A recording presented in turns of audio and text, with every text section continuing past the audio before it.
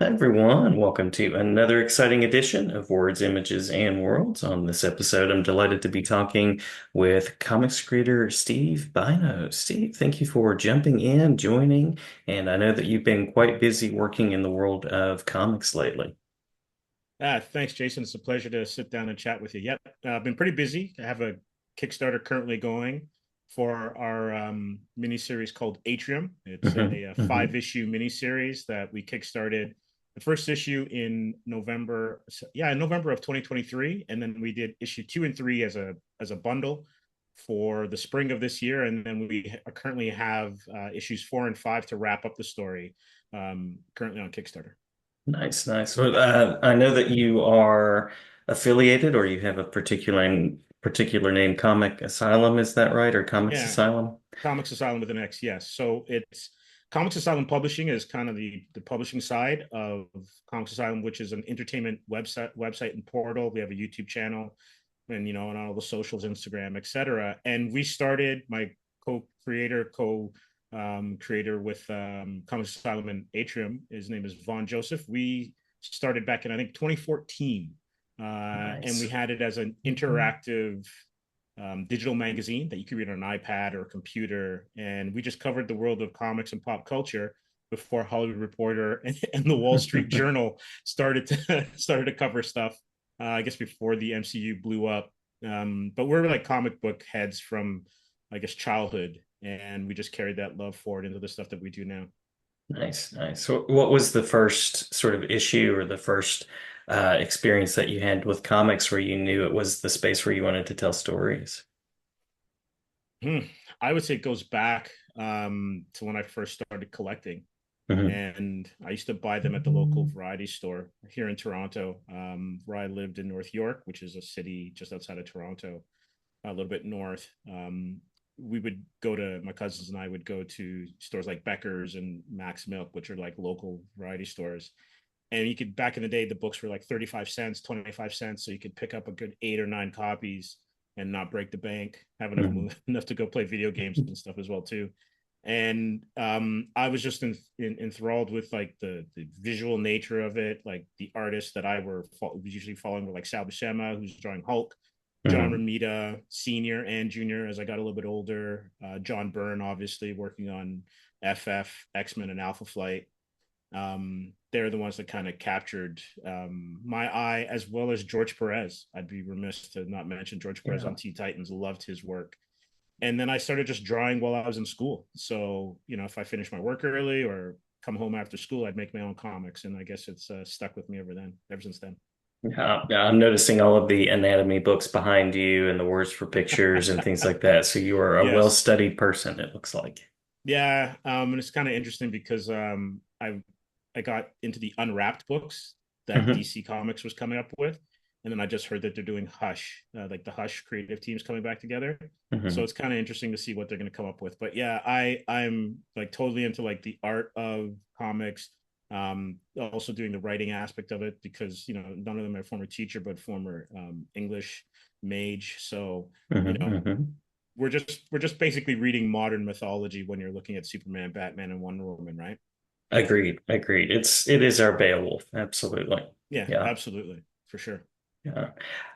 Well, curious about the types of stories that energize you. You mentioned a modern mythology there, but maybe a little bit about like the kind of story we might expect from Atrium, even. There's not one story that I like kind of gravitate to. I like to tell a whole bunch of stories, and I guess I've always been like that with the movies I've watched and the cartoons or comics I've read, and get into novels.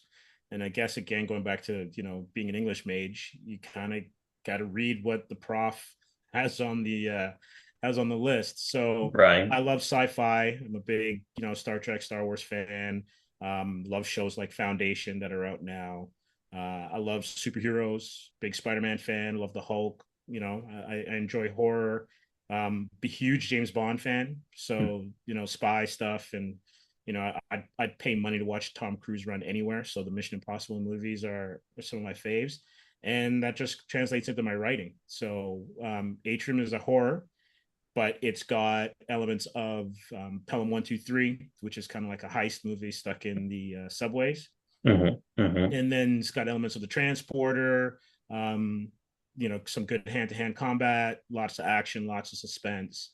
So as long as the story has heart and is engaging, not only do I like to watch it, but I also like to write it or draw it. Nice, nice.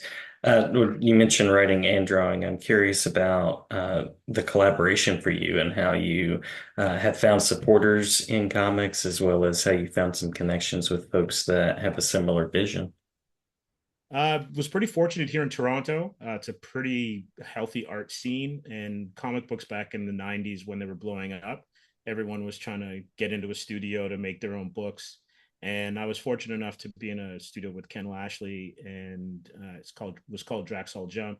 And we worked on DC Comics work. We worked on stuff for Image, and a lot of the mates that we had in there, we're still really close friends. We're those bonds have lasted forever, even though the studio doesn't exist anymore.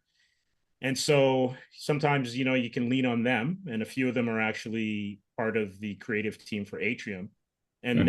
then they've also the others that have branched out into their own art career put us in touch with people like Nikos Koutsis and Mike Torres, who are the colorists for Atrium. And then we were lucky enough to find our artist on Twitter, I guess before it became X.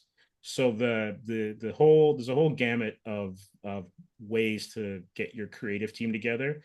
And the beauty of social media, I know it takes a bit of a hard knocking nowadays, but that's where you can reach out to a lot of creators for help in terms of like, how do you run a Kickstarter? Hmm. How Hmm. do I fulfill my Kickstarter?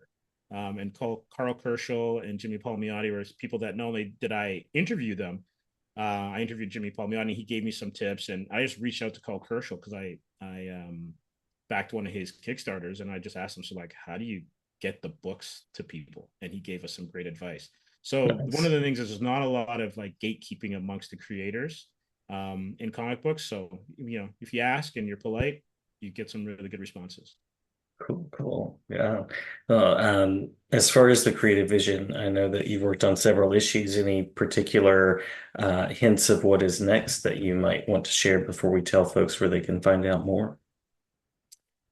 Yeah, so I guess it's the third issue of Atrium. Hmm. And the way that I had kind of set it up with my co-writer Peter Van Horn is that each issue was going to end on a cliffhanger, kind of taking you back to the days where you'd be waiting breathlessly for the next issue after you get to the end of the one you're reading as a kid. Hmm. And the way that it worked out was that a big reveal and twist happens at the end of three.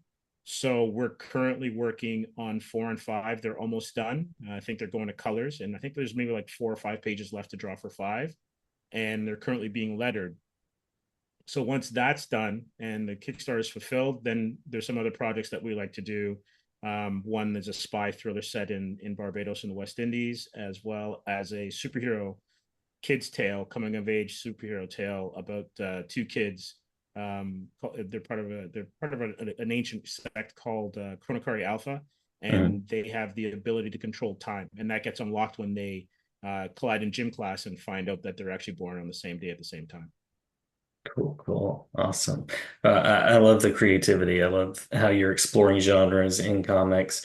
If I'm a listener and I want to find out more, if I want to dig into Atrium and support, where are some places that I might go?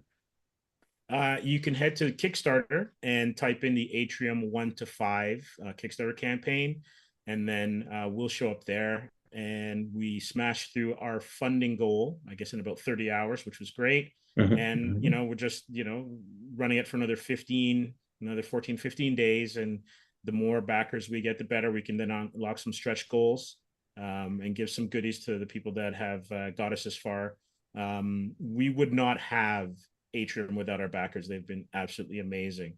So you can find us on Kickstarter. You can find Comics Asylum on Instagram. You can find me on Instagram. It's Steve Bynoe Art. And then for Comics Asylum, it's just at Comics Asylum.